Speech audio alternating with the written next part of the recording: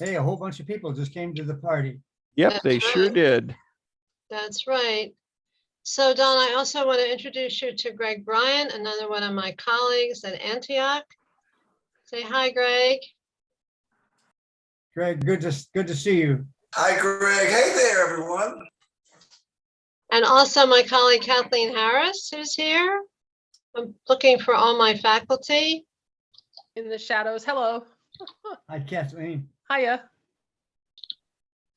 And so I think Dave has let everybody in who's going to be here. Hi, everybody. It's great to see so many of you. Lovely, lovely, lovely. Hi, everybody.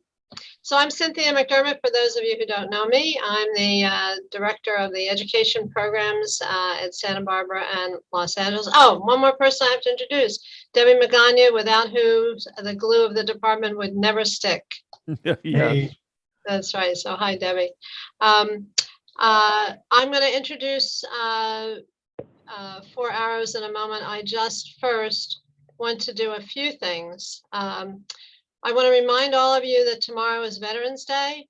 And so last night I got to hear Dennis McDermott, who is the new Secretary of Veterans Affairs. If you have a chance to hear him speak, you may actually have a little bit of optimism that maybe our vets will actually get a little care that they have not gotten. I thought he said something very important last night. The people who have the most responsibility for taking care of the vets are the people who are not vets, and that would include me. And so think about them all tomorrow and send thank yous to all the vets you know. And it's an important thing, very important thing. I was very moved by his words yesterday. So if you have a chance to hear him, it's nice to hear a little optimism in the world. And he was very optimistic last night. And one other thing I'd like to suggest, which I know is a kind of an odd issue, while 4 Arrows is speaking, it might be nice for you to show your face. Because if you were in a conference spot, you would be face to face. So sometimes it's hard to talk to all these little white words that are on screen. So if you feel comfortable coming on board, that would be really lovely.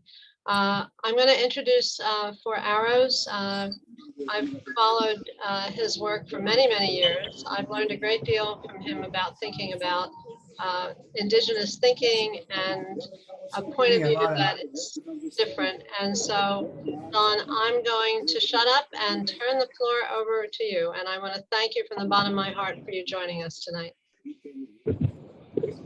Hi, everybody. I'm glad everybody came to the party at once, except I think you were all waiting at the door. I do hear some background noise, so it might be a good idea to put your mute on until you are going to be talking. I do want to just say, you mentioned Veterans Day, and I have, a strong feeling about Veterans Day as a ex-Marine Corps officer and founder of Chapter 100 of the Vets for Peace. I don't know if you all know who Buffy St. Marie is, a beautiful Indigenous singer who sang a song about the international soldier. And it's something we don't hear very often, because we should very much be empathetic and supportive of the young people who go into the service. But I think we should also be critical of them in a loving and generous way. And if you listen to Buffy St. Marie's song, you'll understand that if more and more veterans refused their orders, if they were conscious about an illegal war, if they had the historical role models like Helen Keller, if they'd have known the truth about Helen Keller, which most people at Antioch probably know, but not in any other college, that they would question the wars, and a number of us did that. But I think that's something that deserves mention. So thank you for letting me say that. I also like for everyone to think about where you are in the world.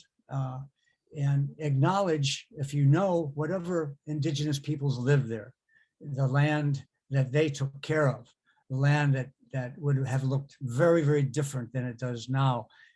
It would have been sustainable and full full of life.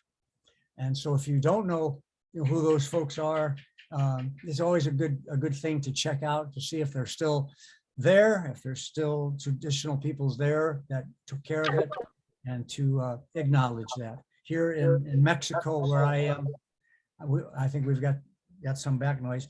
Here in Mexico, where I am, I acknowledge the Nahuatl people who are here, who do speak their language, but who have essentially lost everything, and the prejudice against them is such that the children are out picking the chilies. And so with those two critical statements, Dr. McDermott got me going with that, with our talking about critical thinking earlier. And the research that shows that of all the college majors that have low dispositions for critical thinking, K through 8 education majors are number one. I was a teacher of K through 8 at Northern Arizona University. And so I was joking, I said, yeah, but the exceptions are Fielding Graduate University and Antioch. So, I want to talk about something today, but I really want this to be a conversation. And I think that's how this was announced, a town hall conversation. And so what we're going to talk about is my theory that is supported by the father of social anthropology, Dr. Robert Redfield of the University of Chicago, that there's only two worldviews, and how and what that means, and how do you deal with that, and how do you look at complementary duality, if so. I want to talk about why worldview reflection might be the most important thing that you can do, something that combines critical thinking, but also heart wisdom. I want to talk about how we can practically use the understanding of our two worldviews, the dominant worldview that's been around for about 9,000 years, and our what we can call the indigenous worldview, for whom all of our ancestors, if we go back at 8,000 or 9,000 years, lived according to observing nature and realizing that how things work and balance comes from nature, that nature knows how to do that. And that was before we moved into a worldview that said, no, humans know best. And I think anyone who's been looking at the plight of our many crises can realize that in this 1% of human history, where we have abandoned our original understanding of the world, which is a worldview, that we got ourselves in trouble. So I want to do all of that, but I want to have your questions. I want everyone to be able to go back to your classes, to your work, to your special, unique gifts, because every one of you is a beautiful, unique contributor to whatever good things can happen from the education that you're getting. I would not say contributing to turning things around. I'll be upfront. I don't personally believe that we can. I said that to the College of Education at the University of British Columbia just before the pandemic. It was an in-person presentation, and someone had asked me, Forrest, do you think that we can turn things around if people begin to understand that we've abandoned, and are attacking this original way of understanding the relationship between human beings, nature, and the mysteriousness of what we call God. And so the person asked me that question, and I said, no, I don't think so. And you could just feel the tension in the room. People, you could see that it was not what they expected. And then there was the natural follow-up question, which was, well, why are you here? And I said, because I'm trying to be a human being. And I believe that expecting an outcome in the face of evidence to the contrary is an illusion. It's not just a lack of critical thinking, perhaps, but it's an illusion. However, having certainty that whatever it is you are doing is the right thing to do, regardless of the outcome, is what should be our definition of hope. And believe it or not, I'd say I've gotten letters from that group saying that at first they were, upset with me, but they feel liberated, that the cognitive dissonance doesn't set in, that the burnout of activists is not happening. I've also recognized. So I'm just sharing that with you, that we're in a tough spot. But if we look at the worldview, as I'm going to share with you, and understand the idea that we are spirits inhabiting a body, that there is a continuation, that people are going to rebuild, and if that we care for the future generations of people who will read what we write, who will read what we've taught, or remember the vibrational frequencies of what we put out there in our work, that then the possibilities for bringing this continuum from our original worldview through this one that has taken a diversion. The Kogi, I just got back from 3 weeks with the Kogi Mamas in Colombia. They refer to everyone that's here in modern civilization as the younger brother, and that the younger brother doesn't quite realize how Earth is suffering because of the stepping away from the indigenous worldview. So now let's get into a conversation. That's sort of an introduction as to what I'm hoping we'll do. I want to read to you 3 quotes from 3 very respected people. This was at a conference that I was a 4th panel member on a soil conference with 3 soil engineers. And I showed this slide after their presentation. I'll explain that after we do the same experiment that I did with the audience there. So the 3 quotes are as follows. This is about soil. A nation that destroys its soil destroys itself. And that was Franklin Delano Roosevelt, who had a lot to do with our national parks. So he's a big guy in that way. A nation that destroys its soil destroys itself. Another powerful quote, to forget how to dig the earth and tend the soil is to forget ourselves. Mahatma Gandhi. The third one is, without proper care for the soil, we can have no life. That's Wendell Berry, great pioneering environmentalist. So a nation that destroys the soil destroys itself. To forget how to dig the earth and to tend the soil is to forget ourselves. Without proper care for the soil, we can have no life. These were the kinds of very intelligent and well-researched statements that were coming from my 3 colleagues on the panel about soil and its importance. So I got up and I said, I really learned a lot from my colleagues, but I don't think it's going to change anything, knowing that. And of course I winked, and it was in good humor, and I did it with compassion, and I said, read these 3 and then read this one. And and I want you to see if this last one, the 4th one, how it's different.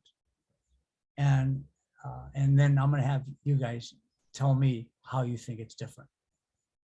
And tell me, who you are, and kind of what your interest is, or what your research are, or what your plans are, in a brief way, so we can all kind of get through this and have time to go do the rest. Every part of this soil is sacred in the estimation of my people. Even the rocks thrill with memories of stirring events connected with my people and their lives. The very dust upon which we stand responds lovingly to our footsteps. And so how does that one, I'll read it again. Every part of the soil is sacred in the estimation of my people. The rocks thrill with memories of stirring events connected with the lives of my people. The very dust upon which we stand responds lovingly to our footsteps. Anybody just want to jump in and say, how is that quote different than the ones from Roosevelt, Gandhi, and Wendell Berry?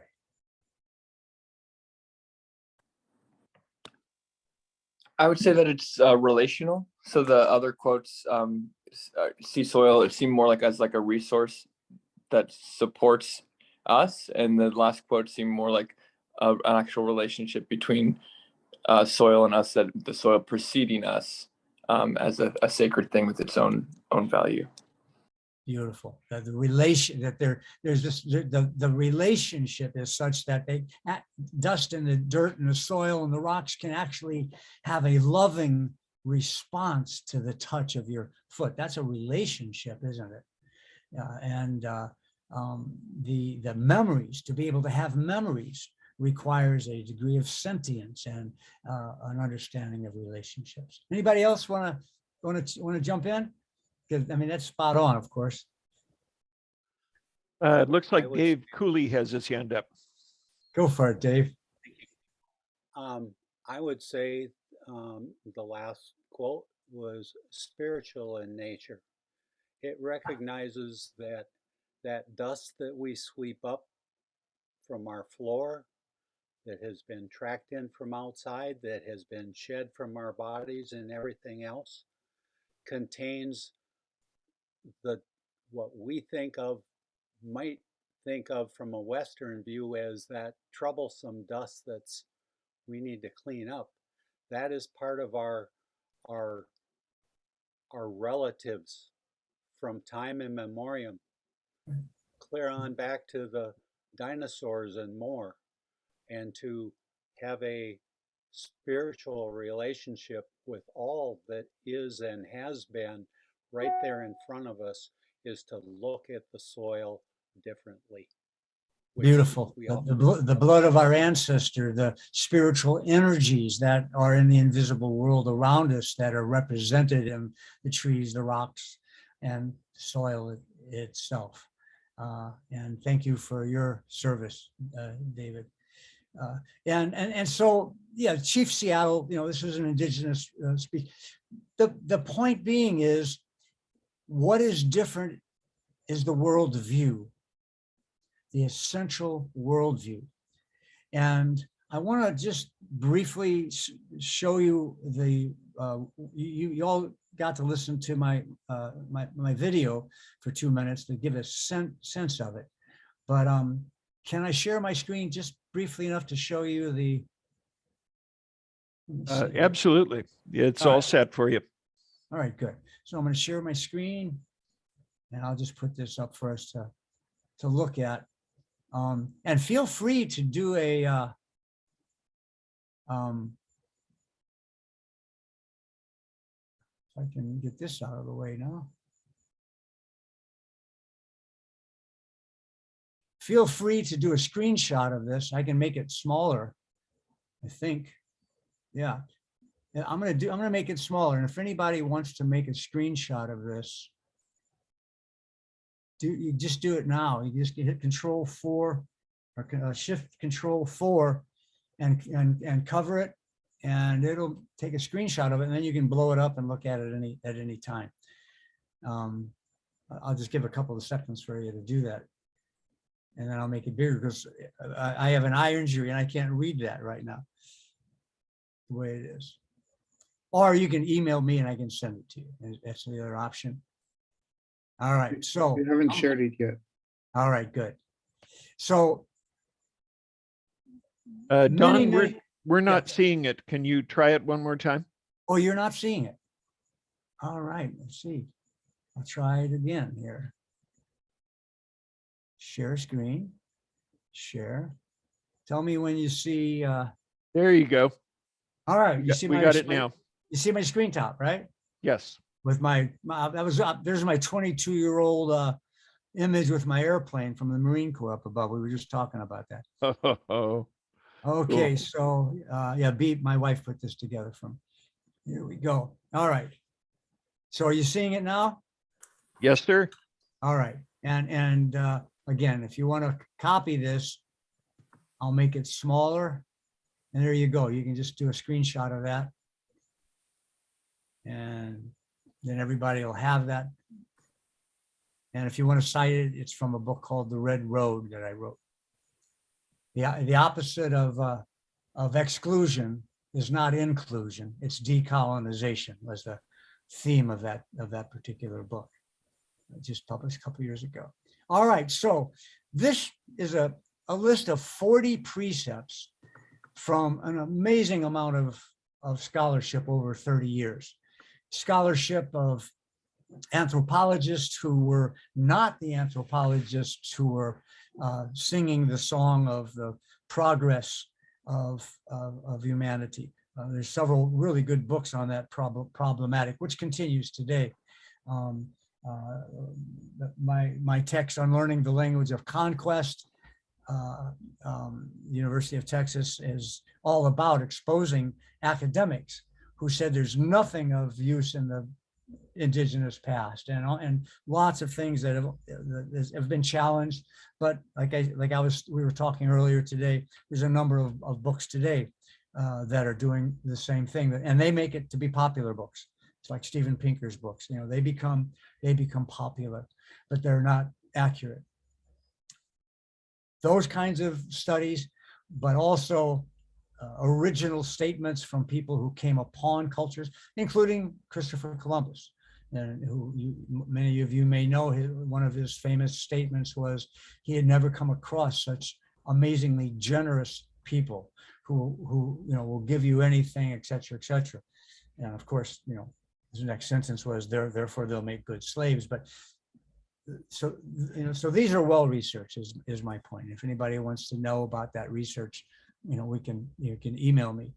But I want you to look at this chart in a non-binary way. One of the things that you'll see here is that the dominant worldview is a binary worldview, according to philosophers and people who do this, who are studying these things. And the indigenous worldview is known as a non-binary.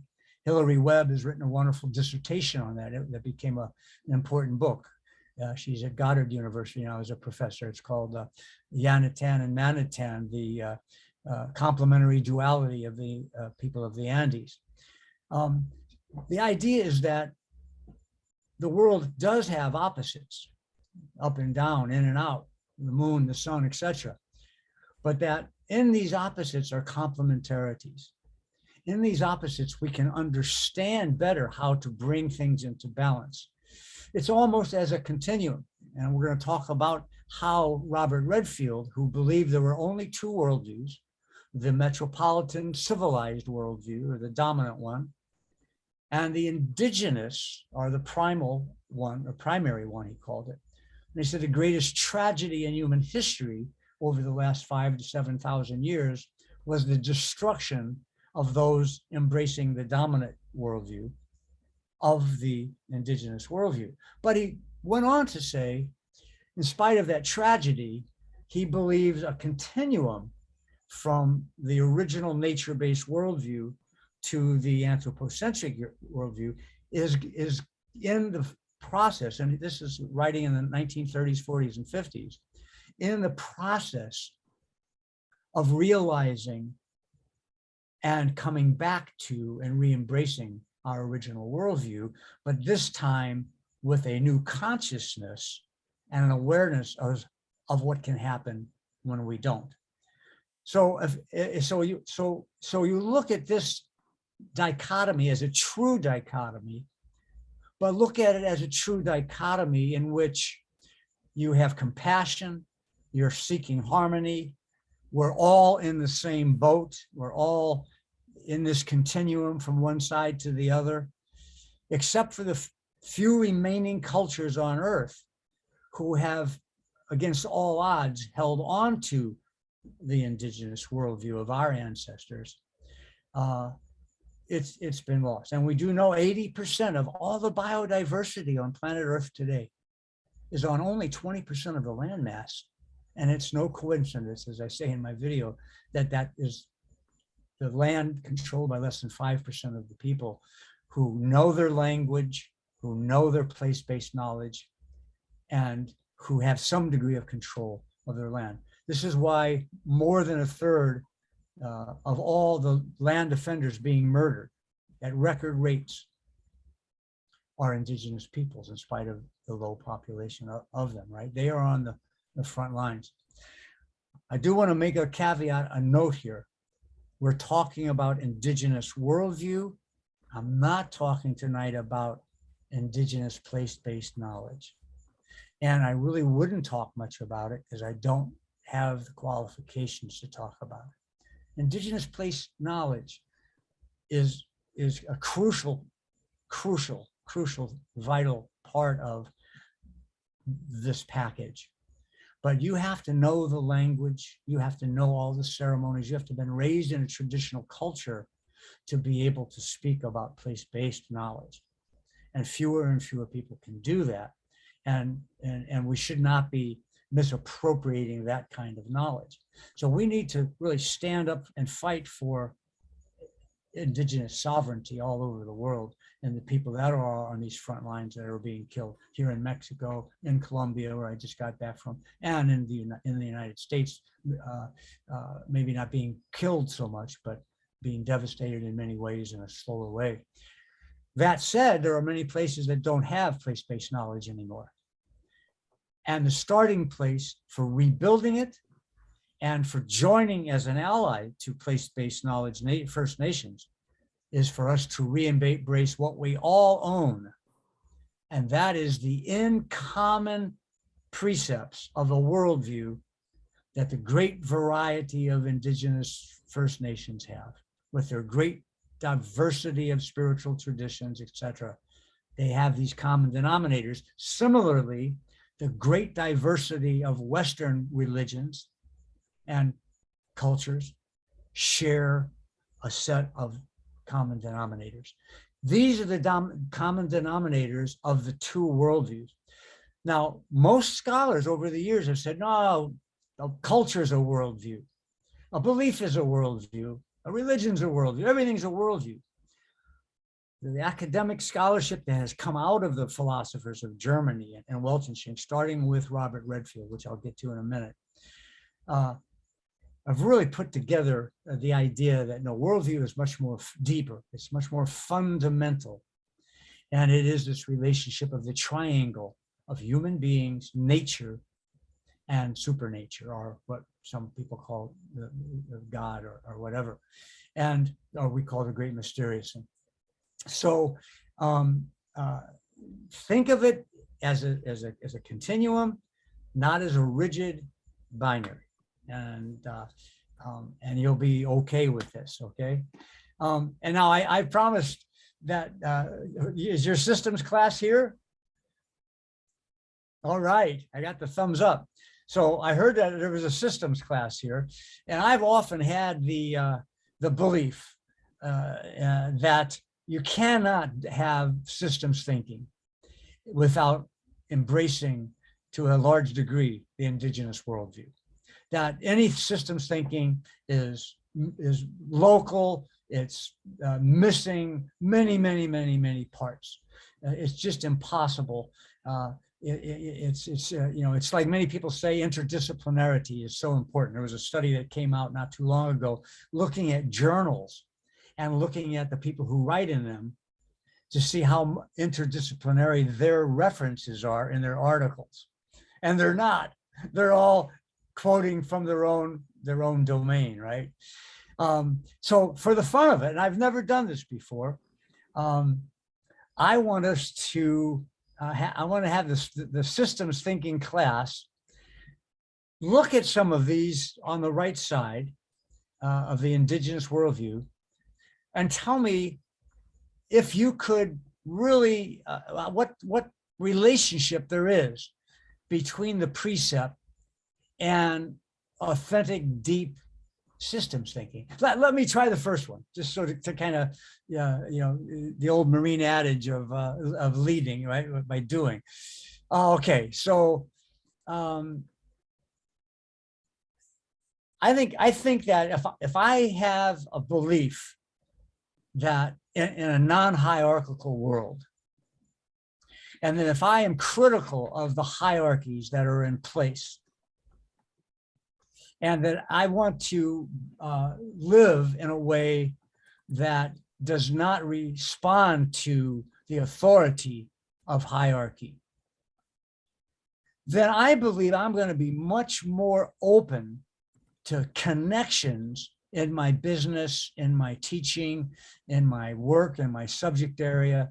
I'm going to be much more open to different connections that would not have been considered. Like, for example, in a corporation, I remember I had a doctoral student who did a dissertation that I won't go into that, but this is what just came into my mind. In it, it was about expert knowledge transfer, which was a real top secret thing. I had to sign papers and everything. And he wanted to use an indigenous worldview model as opposed to their very expensive other model. And when we started working on it, he had the hierarchy of people who hand down this information, and he wanted to go and research and interview them. And I said, well, wait a minute, if you're going to use an indigenous model for this, what about the secretaries? What about the janitors? I know secretaries and janitors that know more about an organization than the managers. Don't you? Right? And he went, well, but I don't know about that. I don't know if that's going to be rigorous enough for the committee. And I went, no, but you said you're going to use an indigenous worldview to do this. So let's expand that non-hierarchical way. He got most of his great information and they adopted it. I won't tell you the name of the company, but it was a huge company and they actually adopted it now. So now secretaries and janitors are involved. So anyway, that would be my spiel on it. Anybody in the class want to just, I'll kind of slowly scroll up and down. Any things on the right side that you think would enhance systems thinking, or if they didn't exist, would minimize it? You're not going to get in trouble with your teacher, either way. Well, I'll go ahead and speak up. Yeah. I liked, towards the top where you were talking about, or the indigenous worldview was having a socially purposeful life. Uh-huh. And to me, that really encompasses sort of that a system that is bringing together and being conscientious about others who are surrounding you to help create a better citizen, and to be more alert and available to what is going on around them, versus where we're seeing a lot of in the other worldview is sort of living without that social purpose and not having that identity as much. I think a lot of what our country is going through right now is having that lack of that togetherness and living that socially purposeful life. And if that was something that we could embrace and enhance a little bit more, and start to follow that type of system and become that kind of system, that we would all have a better view with each other and have better communication. And it connects a lot with that number 4 too, doesn't it? Because if you're focusing on self and personal gain, then you may be focusing on some maybe corporate or educational particular goals, or even environmental sustainable kinds of ideas. But if the larger community welfare is not there, you're going to be implementing ideas in your system's conclusions that are going to be not working because they're missing out on a huge part of it or something like that. Well, I guess, I think that we could spend a dissertation on this. We could spend a week on this and look at it. But my intuition on this and my history of working on this is that, I think it'd be hard to choose one that doesn't. Like if somebody was going to choose one that doesn't, it would be maybe 39. Well, how would high respect for women have anything to do with increasing the depth and the quality of systems thinking? Well, I would say that COP36 is teaching us that is there a relationship, a correlation between disrespect for women and disrespect for Mother Earth? I think that there's lots of studies that would show that, and matrilineal and patrilineal. So I would just bet you that that if you stayed on all the way to the left side of this, that any time you would be doing systems thinking, it would be limited and relatively ineffective, as we've seen all the great systems thinkers that are trying to save our planet are bumping into. I would say that without getting involved in this worldview reflection process and saying, well, how much of where on the continuum and what could we do to move over here, I would say in every one of them. And I love it. If you send me an email if you find one that doesn't do that. Fred, maybe that's a better way to go with that, huh? A lot of those are really good, but the one that stood out to me was competition. It was number 10. I put number 9, but competition to feel superior or a competition to develop positive behavior. And I think that's a good reminder, like a daily reminder, because you need to constantly work on yourself and focus on yourself rather than, like it says, feeling superior, I think that's a good one to choose for lots of reasons. There's a lot of people that talk about indigenous cultures being collectivistic and dominant cultures being individualistic, and therefore the worldview of each would be that way. But that's not true. If you really know some traditional indigenous people, you've never seen such an autonomous, independent cur, as somebody like who is that way. But the difference is that individual autonomy, that individual freedom, and that lack of bowing to hierarchical authority systems, what their purpose is for the community, right? So you have this autonomy but the authority is on personal reflection, based on the idea that everything is related, not on what you'll listen to the elders, you'll listen to spiritual leaders carefully, right? But decisions that you make will be independent from your observations and your reflections. In terms of competition, there's a lot of wonderful stories. When I lived with the Rarámuri of Mexico, after a near-death experience I had trying to kayak down the Rio Urique River, I witnessed a Arequipa competition where people go out and the two different teams' families cut a little ball, a wooden ball, and then that ball, two teams kick it down and up an 8,000-foot canyon. It takes 14 to 20 hours. And everybody comes in this field from miles around to drink corn beer and talk and visit and bet and gamble on what team will come across first, etc. But when the team comes across, people are massaged, they're fed, and nobody makes any kind of celebration out of anybody winning. And so when I first saw that, I had just gotten out of the Marine Corps, I had a chip on my shoulder, I was doing whitewater, rivers to get it off. And I asked the question, why aren't these guys, this is like an Olympic event, why aren't they getting celebrated? And the spiritual leader, Augustine Ramos, 102 years old, told my translator, talked to him for about 10 minutes. And then my translator said, he said somebody had to come across first. That was the answer, right? And so there's lots of sports that are in the indigenous literature where people will go out and they'll grab logs in the woods and they'll carry them for 40 miles and work as hard as they can. But one log is heavier than the other. And when the team with the heavier log falls behind, someone on the front team will leave that team and go back and help the people on the back, right? And I can tell you a million stories about intense competition at Carlisle School where Jim Thorpe went. The coach went crazy because the football teams kept tying, right?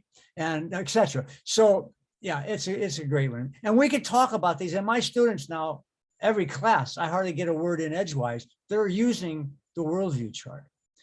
Now, there is a shortcut to this that I'll just mention now, because if we don't have time to get to it, you can Google it and find out information.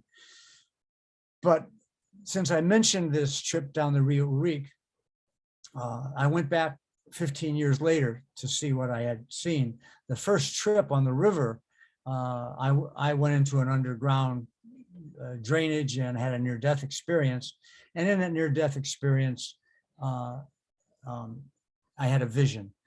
And the vision was based on things that have been written about by Dr. Michael Fisher in his book, Fearless Engagement.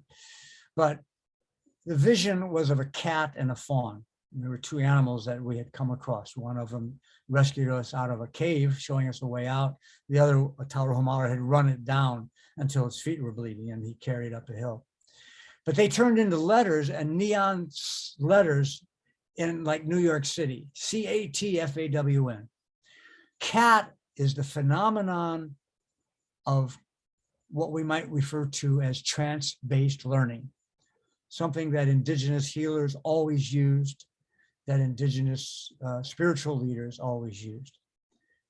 Ceremony is trance-based learning. You have an intention, you go into a mindset consciousness that puts you into what we can now today call self-hypnosis. Okay, I taught hypnosis at UC Berkeley, so I understand brainwave frequencies and all this stuff. I wrote a book called Patient Communication for First Responders, so that that plays upon during the first hour of trauma or stress, we all become hypersuggestible to the communication of a perceived authority figure. So you K through 8 teachers, you're going to be doing hypnosis all the time. So don't use the word, because you'll be fired in many schools, right? There's all kinds of, the religions still are against the concept, and there's some statements about spells and stuff, but it's natural. And indigenous people knew this, and we did ceremony to try to stay in tune, because we knew willful determination wasn't enough to stay generous, wasn't enough to hunt to our highest way, right? So you can do self-hypnosis so easily, and I teach it in my book, Point of Departure, in the first chapter. But you'll want to use it for worldview transformation, because as you do the second part of it, that's the fawn, that's the critical thinking. That's the critical analysis of the two worldviews, except it's just using 4 precepts instead of 40. The difference between indigenous understandings of fear and dominant worldview, the difference in understandings about authority, FA, the differences in understandings about words, W, and the differences about nature. And so in a nutshell, in the indigenous worldview, and I'll let you figure out the dominant worldview, in the indigenous worldview, fear is seen, once the fight or flight options are gone, as an opportunity to practice a virtue: generosity, patience, fortitude, humility, honesty, courage. Okay. Authority is only, as I mentioned earlier, it's your reflection, honest reflection, because there is nothing else but honesty. Your honest reflection on your lived experience under the umbrella that recognizes everything is connected. Words are sacred vibrations. It's easier to be honest and flexible in your multiple truths in the indigenous languages because they're verb-based. They're in movement. And what you say depends on what kind of tree it is, depends on whether the wet wind is blowing or there's a bird's nest in it. So it's very hard to concretize it, right? In the English language, we have to work harder. We have to work harder. So if somebody comes to me when I was practicing hypnotherapy and is obese and wants to lose weight, and I say, well, what do you say to yourself? Say it's a man who's clinically obese. And he's taking drugs and he's done everything. Now he's going to use hypnosis. What do you say to yourself? What words are they accurate? And he'll say, well, I say, if you're naked, you look into a mirror. What do you say to yourself? What do you see? He says, I see. Well, I look at myself and I see I'm a fat man. And I'll say, now try to make the words accurate. That's not accurate. You have to be in a jar to be, fat. So and pretty soon, with a little bit of work, I see a beautiful human being that at this point in time has more adipose tissue on his body than he wants, right? We're in a post-truth world. We all know that. Children, everybody is using words deceptively. So if you do those three things, fear as a catalyst for practicing a virtue, and choose the virtue. Authority as only honest lived experience reflection, not listening to an authority figure on what the truth is. Listening, but not following it per se, necessarily. Words. What words are being spoken in this issue, or this problem, or on this goal that are not truly accurate? Let's go back to our systems thinking, and how did we frame that? Is it really true that's etc., right? And then the last one is the big N, right? Have we used the natural world as a teacher or not? And if not, how do we go about doing that, right? And once you start to realize, wow, you can go out and look at a cockroach or a weed growing out of downtown New York sidewalk, or maybe that one star you can see in the polluted sky, or maybe the wind coming out of the south. And you start to look at rocks and trees with a degree of the worldview that says that they are sentient, that there is spirit around them. Then you go back and you say, okay, I see now where I can go forward. That would be a better way in my teaching and what I teach and in my life. But wow, how do I do that? Willful determination, in sport. Almost all world-class athletes, including Natalie Mulhausen, who was one of my recent athletes, who just won the first person ever to win a gold medal, international world championship gold medal in fencing. Look her up, Natalie Mulhausen. Without learning hypnosis, right? So we should be doing this. And you as a teacher, you walk up to a young 6-year-old child who's having trouble with arithmetic, right? And you walk up and you're frustrated and you happen to have a bad day that day, and you accidentally say, Johnny, you're never going to amount to anything if you don't get this down right away. That person can become a very successful person and come to a hypnotherapist in their 60s as a millionaire who has completely no self-esteem. This is the power of words, right? This is the power of words. So you're going to have to use this trance-based self-hypnosis to take the new critical thinking conclusions and transfer. And all this process can happen. We could get an entire generation of people if they did worldview reflection, which I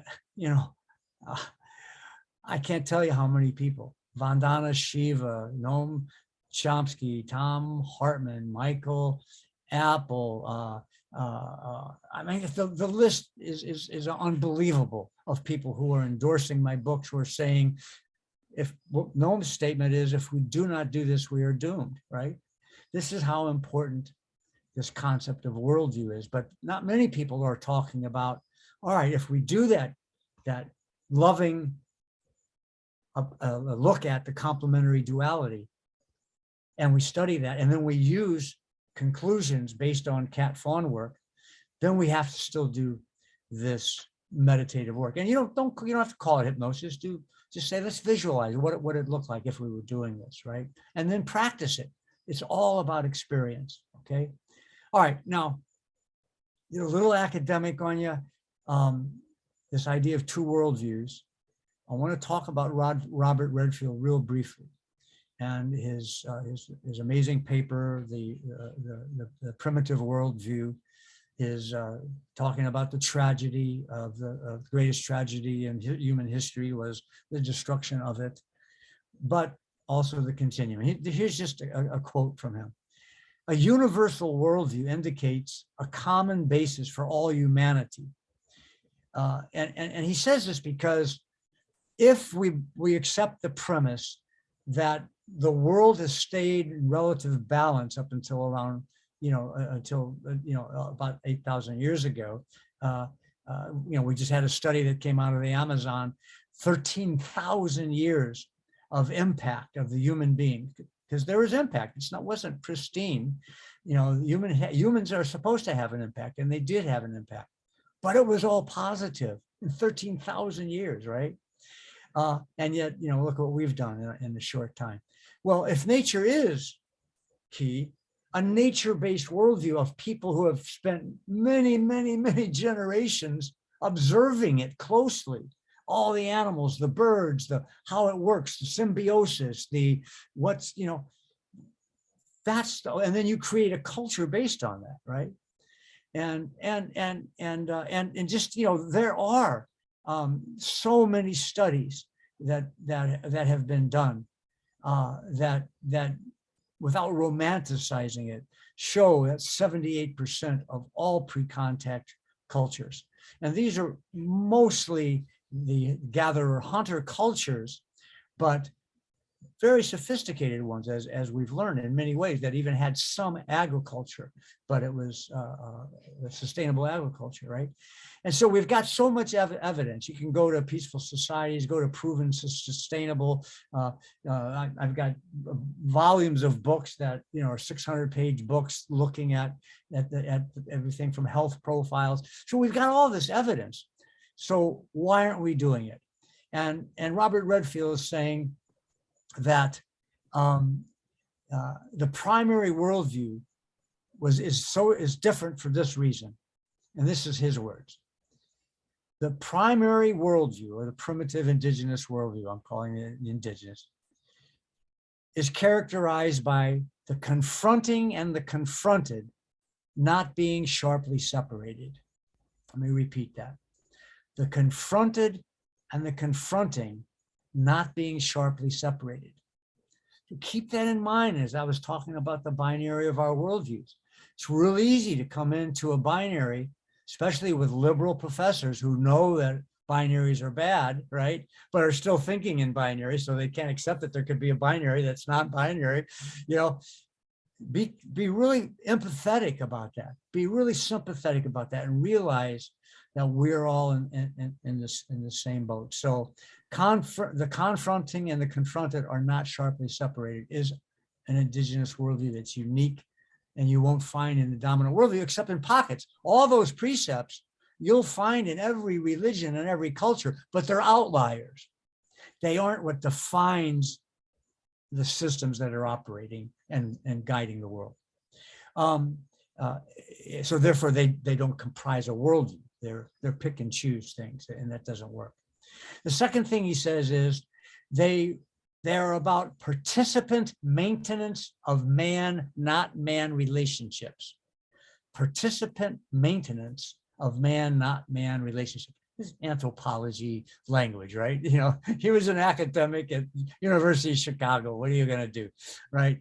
The worldview precepts, as I phrase them, I think say this in many ways, but you get the idea of that there is and this is what you said, Fred, when you identified that Chief Seattle's speech, right? It's about we are related.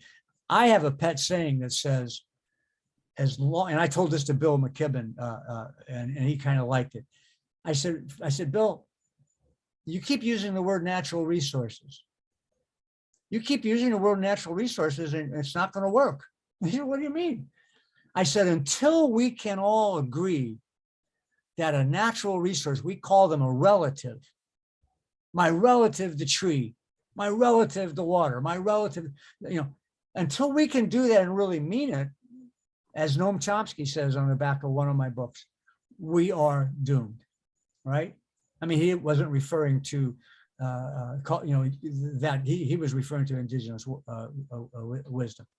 The Institute of Noetic Sciences, for their K through 8 students, they have launched a major worldview reflection. They say it's the most important thing K through 8 students can do. Institute of Noetic Sciences out of Petaluma, California. And of course, Edgar Mitchell, the 7th man to walk on the moon, had an epiphany when he looked back at Earth. It just touched him. And he came back and quit NASA and founded the Institute of Noetic Science. And, quote from him is, only a handful of visionaries understand that an indigenous worldview is the solution to our sustainability problems, right? And so now after his passing away, they're actually doing that in K through 8 schools, worldview reflection. The third thing and the last thing that he says is that the indigenous worldview is a morally significant continuation. Another thing we have looking at the precepts of generosity, for example, is the highest expression of courage in the Lakota culture. Now, how can that be? When the Lakota are so known for being warriors, right? I've got Sundance brothers, that, wow, come on, generosity, yeah, that's what it is. Imagine a child with getting a new puppy and loving it so much, and then a neighbor has a child who loses her father, and maybe the little girl's dad said, wow, just think if she had something to love and cuddle like you do. And then that child, having learned this, takes the courage to give away her puppy, right? And so, so that's what I wanted to say, about that. I've got a whole list of statistics and stuff that I usually present about, rationalizing why we should be looking at the indigenous worldview. But, colonization and hegemony, have kept us from it. And critical thinking has kept us from recognizing colonizing and hegemony. So, Fred, and I don't mean to be picking on you, but your class is here, you told me, and that maybe is the majority of the people here.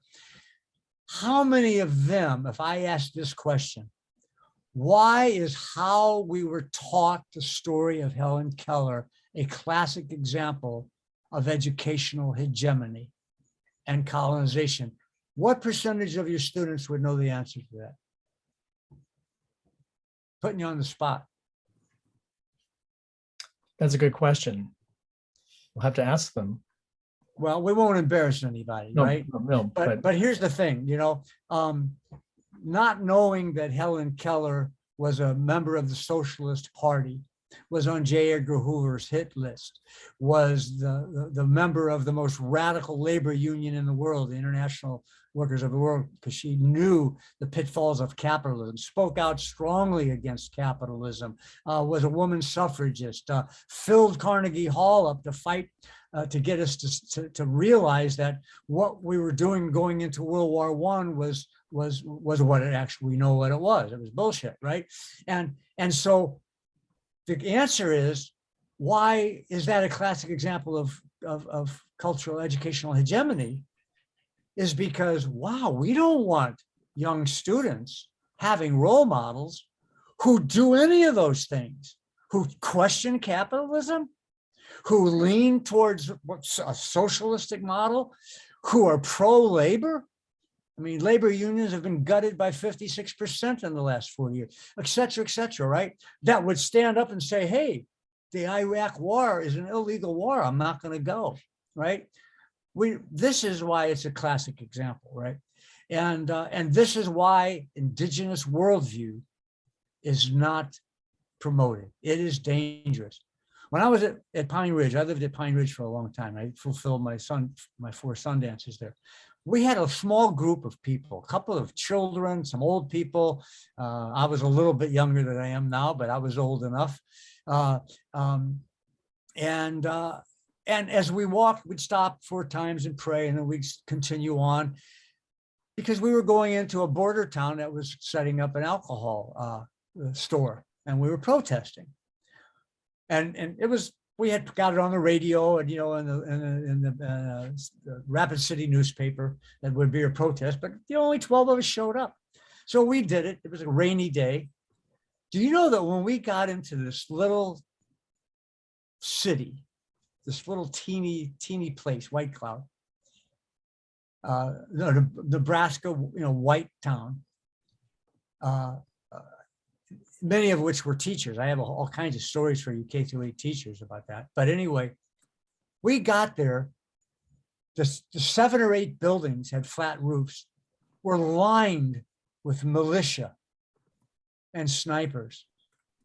There were German Shepherd dogs with a handler all up and down the streets. There must have been 25, 26 cars. There were people with the same kind of riot gear. It's okay. The same kind of riot gear, that we faced at Standing Rock, etc. Right? People are afraid of the indigenous worldview. This is why it is suppressed to such violent degrees, because it puts everything at risk. It puts everything at risk. So I'll just kind of close with, because I want some questions, and then I can go all night on this.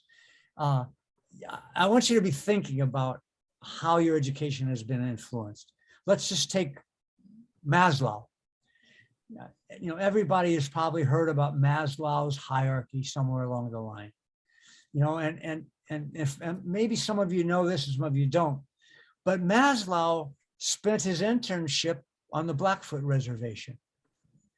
And when he was there, his hypothesis that you had to have your basic needs met, like belonging and love and food, before you could get up to self-actualization, he saw that it was the opposite.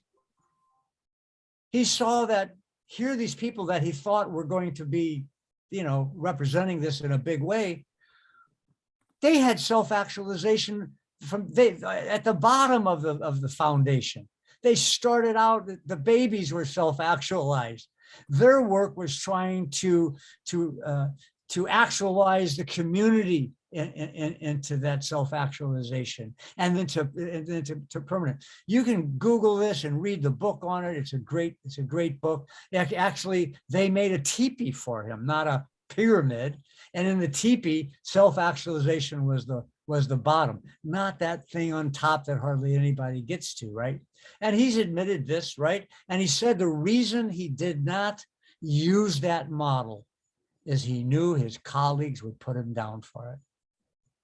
Okay. So again, this is that fear-based phenomenon. And in the indigenous worldview, when you look at that first precept of the cat-fawn connection, fear, I want you to think about the idea of moving from fear to courage, and from courage to fearlessness. Fearlessness, according to the father of Western philosophy, Socrates, is foolishness. Of course, he also said he couldn't learn anything amongst trees, only in towns. But fearlessness is, here's the opportunity is this. Courage wears you out if you have to use it over and over again, and pretty soon you burn out. And I know a lot of activists who are courageous, right? But if you can get to a place where once you got the courage to initiate action, you now trust the universe. You trust the universe.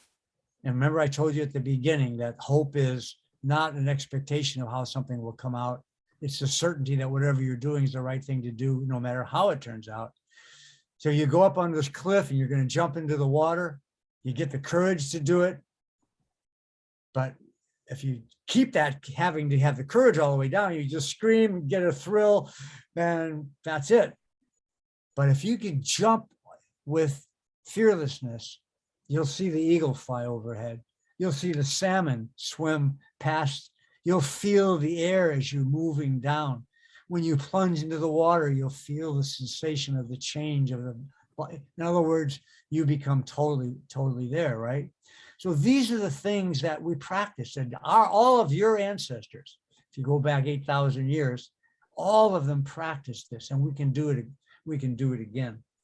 We can do it again. Now, there are usually lots of questions like, do I have the right as a non-Indian to engage in learning and teaching worldview? Absolutely. Read my article, my peer-reviewed article in critical education out of UBC called The Indigenization Controversy, For Whom, By Whom. I make the distinction between place-based learning, which you can't teach, and worldview. And I quote a lot of important Lakota people like Fool's Crow, who say that anyone who thinks that that we should not be sharing this medicine doesn't know the medicine. Have you heard that one, David? So David has a lot of Lakota friends, he's with the Veterans for Peace, so that's why I asked. But anyway, there's questions about that people have. Colonization, if you want to decolonize, you have to go to pre-colonization. Nobody thinks about that. Even this amazing 4-part film that came out, Exterminate the Beasts, HBO special, amazing, a must-see, true history of the indigenous genocide. People got to know about it. But that's the decolonizing side. It's not the indigenizing side. That's what I'm working on. The indigenizing side is what was there before the colonization and the hierarchy and the oppression and all that. It was the indigenous worldview. And that wasn't mentioned in the film. And I wrote an article criticizing that. There's lots of other things. I think we've kind of touched on them, but I'm open for questions or comments. Don, I just sent a chat question to everybody if there were any questions. I'm not seeing any yet. And I can't see the whole screen, so if somebody raises their hand, I can't see it. But Dave can, I'm sure. And also, Don, not that I want you to go away, but you know, I only promised you an hour, so I don't want to influence your time inappropriately. So I'm fine either way, but I'm ready to close, and I'd like to close with singing a lullaby or playing a lullaby on the flute when we're ready to do that. Now you have the whole screen, Cynthia. So do we have any questions in the chat, or anybody want to make a comment before Don lulls us to sleep with his lullaby? I oftentimes will just call on people in the audience and just say, so what do you think about such and such? But I think for K through 8 educators, I'm not going to do that. Well, I think I found fascinating the concept that you said that as K through 8 educators, we're hypnotizing the kids in a certain way. And that ties into a lot of the things that we discuss in the class and that we do in there. And we work in the credential program, that we are this facilitator. So how do we facilitate their learning going forward? Yeah, So and we're hypnotizing them with things we've been hypnotized with in our teacher education courses. Just look at all the teacher education courses that there are, right? And what they teach and what they don't teach. And, you know, I mean, I was in teacher education as a tenured professor, associate professor at NAU, and I quit to come to Fielding's 3-year contracts because 14 nations of that area of Flagstaff were protesting against the pollution of one of the sacred mountains. And the Sacred Mountain was, they were putting a ski resort and using recycled urine for snow that wasn't coming because of climate change, right? And the president of the university didn't support it, and I protested it. I was teaching social studies methodology. And at the time I was talking about Indigenous Worldview, and every month the dean had called me in saying, I got a complaint by one of our white students whose parent in Arizona doesn't like you saying these things about Indigenous Worldview. Or I would be taking pictures of the Iraq War and showing the casualties of children and depleted uranium poisoning. And every day the dean would have somebody take the posters down, right? So I was sort of a thorn in the side. And finally I decided that one of the books that I wrote was a little too much for everybody, I think, and I moved on to fielding. And I've been here for 20 years, and I give them a pretty rough time if you want to talk to anybody there. So yeah, it's how do we facilitate it? Is with my daughter who runs a place in up in Topanga Canyon for movie stars kids, and she doesn't pull any punches. She quit teaching with the door closing, she calls it. And you know, it's about courage. I remember Paulo Freire gave a presentation when he was very sick. It was one of his last ones, and I was at it. And he was telling people, you got to have courage to teach the truth. You got to have courage to be critical and looking at what is true, and et cetera, et cetera. And a teacher got up in the back of the room, and our teacher candidate, maybe, I can't remember, and said, Dr. Freire, I believe what you're saying, but I could get fired if I think I must have been a teacher. I could get fired if I do that. And Dr. Freire got up. It was hard for him to do, and I'll never forget this. He said, young lady, in Brazil, if a teacher spoke the truth, it's likely that they would be hung by the neck in the alley the next night. And you're afraid of maybe getting fired. And I think that there's some wisdom in that. And I've been critical of Paulo Freire in an article on the journal, or I think it's called the Handbook of Critical Pedagogy. Mm-hmm. And I was the editor of the Indigenous section, and I do have an article criticizing some of using Chet Bauer's work and some other things. Oh, But this is one thing that I truly agree with about him, about the courage. That's paramount. And so to facilitate it, Jose, if you know better, or if you have an inkling that you're not on the right path, search it out, find out. And then if you are, then you got to make the decision. You got to make the decision. John, Travis had his hand up. Travis, did you? Yeah. So first of all, it's more of a statement, sort of a recap of some of the things that I've learned, and specifically the last sort of comment that you were talking about, how it's easy to burn out of courage. I thought was really relevant, and something that I kind of want to bring into the classroom to speak to my students about. It's not something that you necessarily think about in the moment, that you can overuse your courage and burn out on it, and to have this idea of fearlessness, which gives you the ability to be present in this space, to the point where you don't need to, that you can see, like you said, the salmon in the ocean, or that you can see that eagle flying. Being here and now, I think is very important for like mental health as well, to being able to do that. And so that's definitely something that I would like to share with the classroom, as well as some of the principles of the Indigenous people. Their worldview is a lot more about connectivity.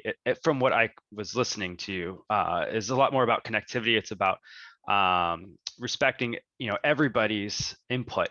Where you were talking about how when they were doing research and gathering information, that you gotta not only be looking at your managers and your employees, but you also got to be taking a look at your janitors and your secretaries, that you need to be looking at this as a whole system and how important that is. And it's something that I feel that in the classroom setting is incredibly important as well, because it's not just about the administration and the teachers, it's about the students. It's about having them involved in that process, to be a part of it and to get that motivation and get that buy-in, to be on board. And just a lot of those principles really related to sort of my personal view.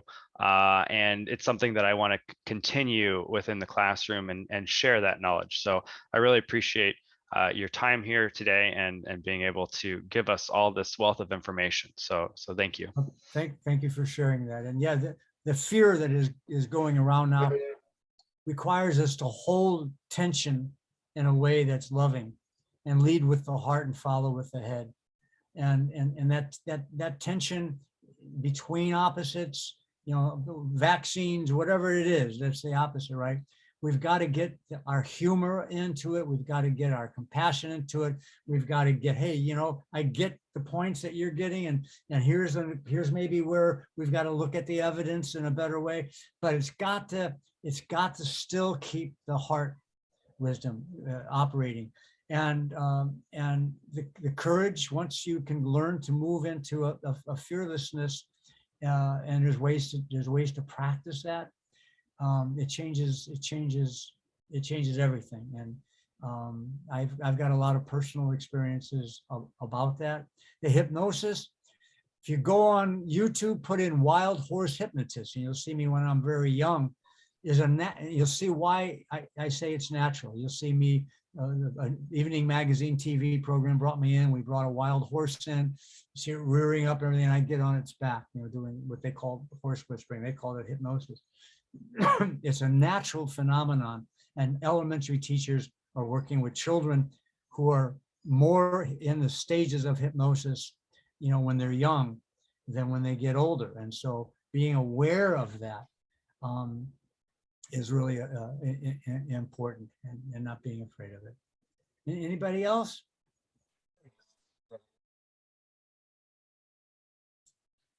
So I can kind of fade out like in a movie, right? I'll just play and you guys can just leave. Don, I want to thank you very much for joining us tonight, and particularly at this very interesting point between COP2 and the pandemic, and with so many people fearful and confused and worried, and our children not knowing how to behave with each other because they've been so distanced from each other. And we have so much work to do, and you have reminded us that we know things to do as long as we get in touch with those. And I so appreciate you taking your time to join us tonight. I'm very honored to have been in your company this evening.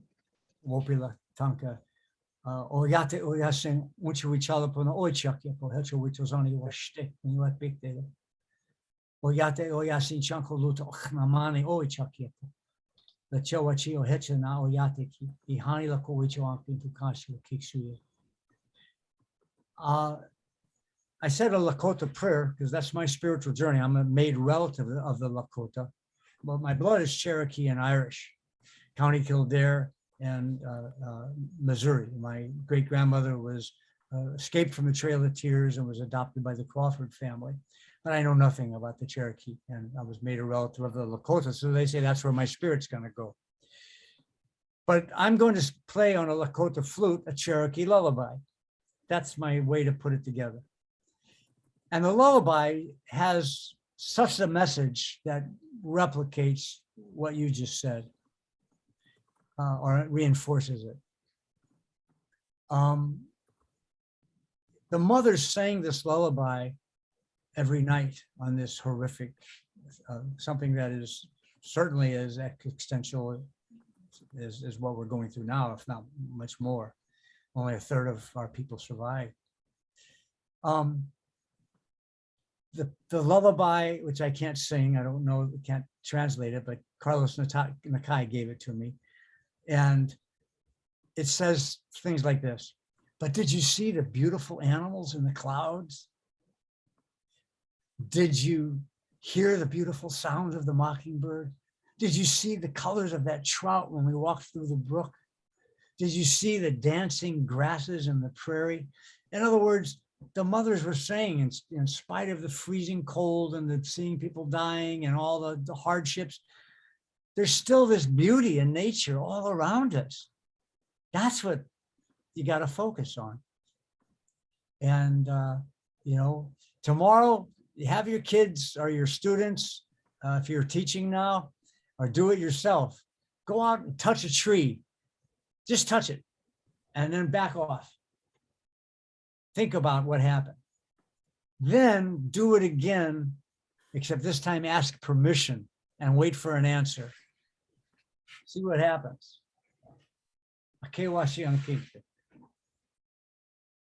Think of the words as you hear them. I'll play it a few times and then I'll sign off.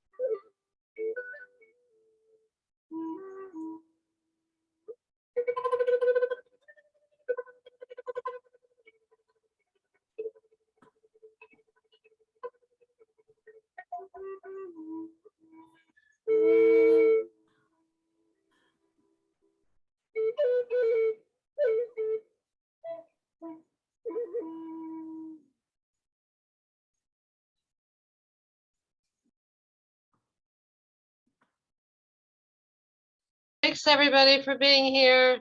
You all can go back to your classes. For those of you not Antioch students, I appreciate your guest visit with us tonight.